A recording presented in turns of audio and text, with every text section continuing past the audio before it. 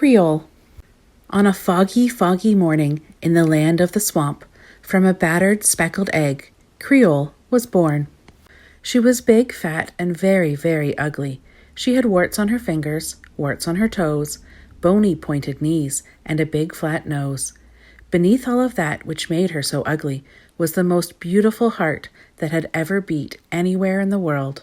Because of her beautiful heart, Creole thought the most beautiful thoughts that could ever be thought. She thought of love, for her heart was full of love. She thought of happiness, for her heart was full of happiness. And she thought of tenderness, for she was the gentlest of all the creatures. Day in and day out, she would sit alone sniffing the flowers and talking to the trees that grew in the swamp. One day, as she was sitting near a large magnolia tree, Creole thought, "Maybe I should share my love and happiness with the other creatures of the swamp." So with that in mind, she set off to find some animals that could become her friends. As noisy as that swamp could be with all the animals living there, it would fall into a silent hush as Creole walked by.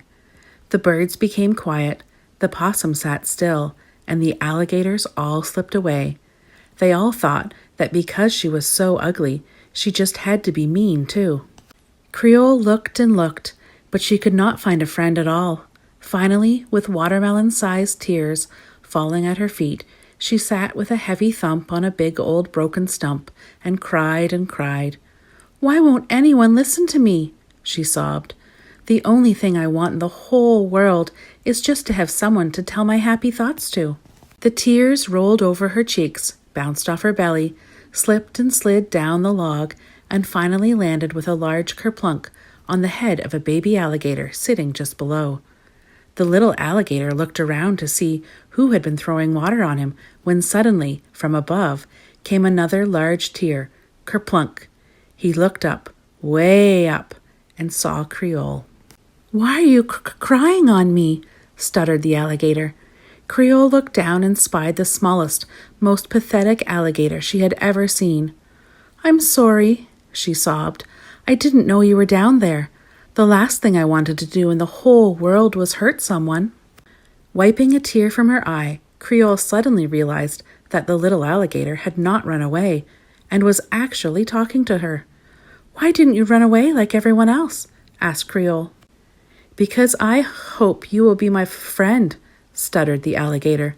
"The other alligators all laugh at me because I stutter and can't talk straight."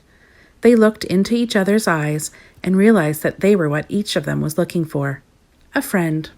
For the longest time, Creole and her newfound friend sat and shared their friendship. After a while, Creole said, "It's too bad you and I don't have more friends. I wonder what we could do to convince the other creatures not to laugh at you and not to be afraid of me." The little alligator nodded his head in agreement, and the two of them tried to figure out a way to talk with the other animals of the swamp. "I know what we shall do," Creole said. "I can hide behind a big bush, and you can stand in front. When all the animals have gathered around, I'll tell you what to say. Then you can talk about love and happiness."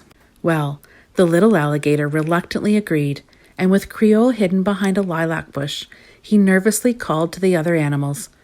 A couple of times he got so scared he tried to hide, but each time she would gently shove him back out and tell him not to be afraid.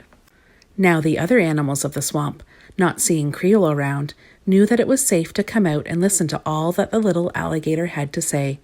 One by one, they all crept from the bushes, the berries, and the waters of the swamp. There were 4 or 5 big old alligators and a couple of small ones, 2 yellow snakes and a blue one, 23 birds of a feather, a lazy possum and his wife, and a great white heron. With all the creatures gathered around, the little alligator began repeating what Creole was whispering to him. He told them about the beauty of the early morning dawn and about the sunset over the swamp. He talked of love, beauty, and most of all, friendship.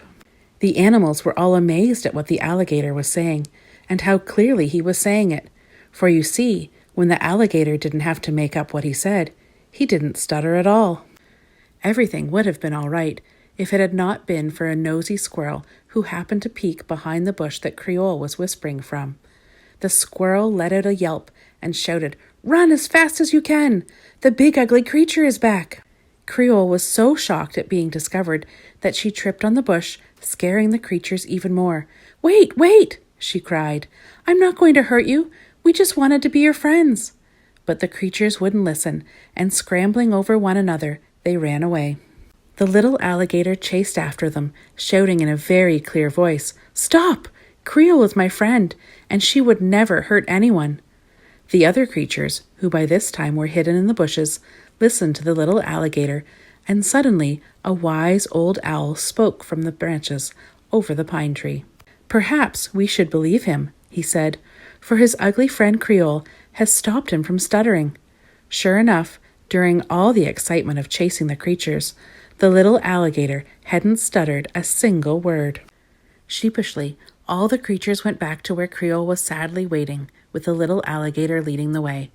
"Creole," said the alligator, "all my fellow creatures of the swamp are sorry that they judged you by how you look.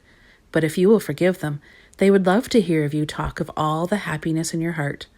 With a radiant smile overcoming her tears, Creole hugged each and every one of the creatures and made them all her friends. Never judge someone by the way he looks or a book by the way it's covered, for inside those tattered pages there's a lot to be discovered.